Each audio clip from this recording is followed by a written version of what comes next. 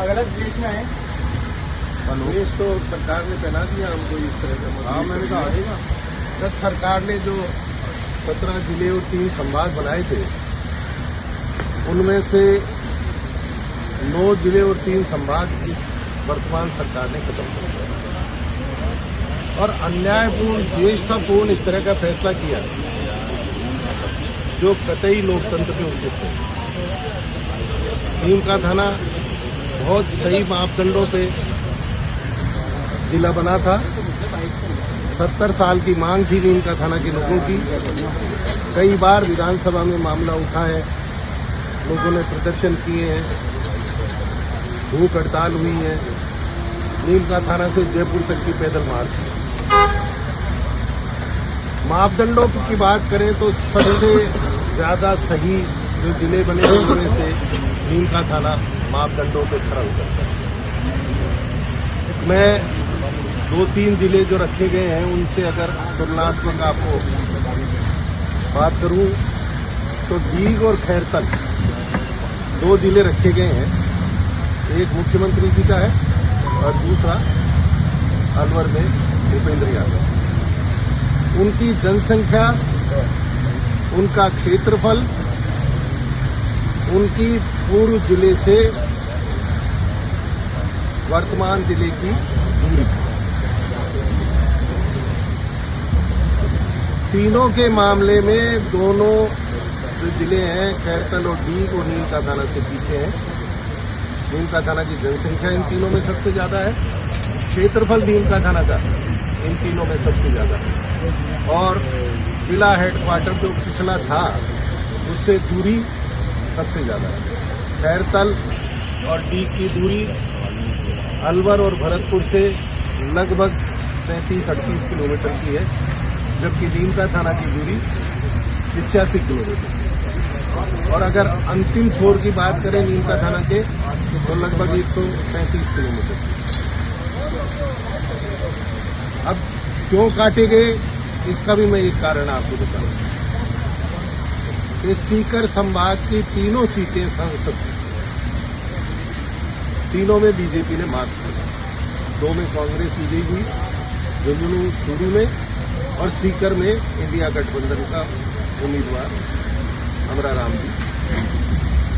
इसी प्रकार जो 21 सीटें हैं विधानसभा की, उनमें 14 में बीजेपी ने मात दी। सिर्फ 7 में कामयाब हुई, 1/3। असली कारण ये है जिले और संभाग हटाने। अब सरकार के मंत्री कह रहे हैं, जोगाराम जी ने कुछ दिन पहले कहा कि कोई विरोध नहीं है, सब लोग खुश हैं जिले हटने।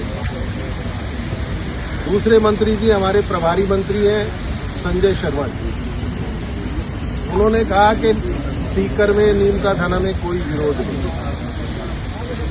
पता नहीं कैसी पट्टी बांध रखी है इन लोगों ने। लगातार भूख हड़ताल चल रही है नीम का थाना जिले को हटाने की। लगातार लोग प्रदर्शन कर रहे हैं, हर गांव में, हर विधानसभा में प्रदर्शन हो रहा है। 3 बड़ी मीटिंग हो चुकी है, कल चौथी चक्का जाम हुआ है पूरे नीम का थाना में। आप देखिए एक भी किसी तरह की एक्टिविटी कल नहीं हुई। इवन आप देखिए मजदूर, कारीगर चेजे पे नहीं है, निर्माण कार्यों पे नहीं है। पूरी सब्जी मंडी बन रही है, पूरी व्यापार, हर तरह का व्यापारी प्रतिष्ठान बन रहे हैं, इंडस्ट्रियल एरिया पूरा बन रहा है। नीम का थाना माइनिंग जोन है तो पूरी mining activity, dispatch, crusher, mines का काम सब बन रहा है। शिक्षण संस्थान सारे बन रहे हैं, प्राइवेट स्कूलें सारी बन रही हैं। कोचिंग का बड़ा हब बनता जा रहा है नीम का थाना, कोचिंग के सारे सेंटर बन रहे हैं। एक भी गाड़ी, एक भी ट्रक पूरे नीम का थाना जिले में नहीं चला।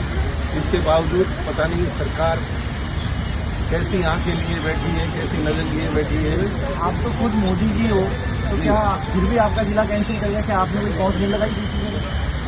नहीं साहब, मैं तो कांग्रेस का मोदी हूँ और वो जो है दूसरे मोदी जिनकी तरफ आप इशारा कर रहे हो वो बीजेपी के लोग। तो बड़ा अंतर है दोनों में, बातचीत का कोई सिलसिला। कोई बात नहीं, आपके साथ पदयात्रा करने वाले सीताराम जी भी बीजेपी में, उनसे बात कर रहे हैं। हाँ, सीताराम जी ने जरूर मेरे साथ नीमका थाना से जयपुर तक की पदयात्रा की थी और बहुत सहयोग किया था मेरा। मुख्यमंत्री जी के पास जो डेलीगेशन गया था उसमें भी सीताराम जी मेरे साथ थे और अब वो दूसरे पाले में चले गए जिसके बारे में मैं कोई कमेंट नहीं करना चाहता। तो मैं बता रहा था आपको कि सरकार को दिख नहीं रहा विरोध, चक्का जाम भी नहीं दिख रहा। हमारे यहाँ एक कोहिनूर हीरा है बीजेपी का, जिसको 5 बार बीजेपी ने टिकट दिया। वो बार बार बयान बदलते हैं। पहले वो ये कह रहे थे कि नीमका थाना जिला बनने लायक नहीं है, फिर जब जिला बन गया तो उन्होंने ये कहा कि सबका सहयोग है, हमने भी सहयोग किया। आपने क्या सहयोग किया जरा जनता को बताइए।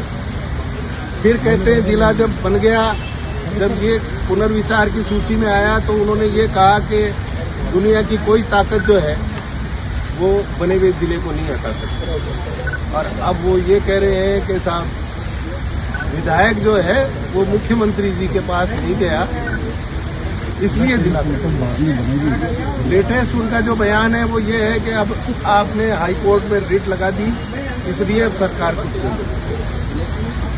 तो लगातार जो कोहिनूर हीरा है बीजेपी का वो बयान दिया जा रहा है। मैं आप सबके माध्यम से सबको अवगत कराना चाहता हूं कि नीमका थाना के साथ बहुत अन्यायपूर्ण निष्ठापूर्ण कार्रवाई हुई है और बड़ा अन्याय हुआ है। इसके खिलाफ सब लोग आवाज उठाएं। धन्यवाद।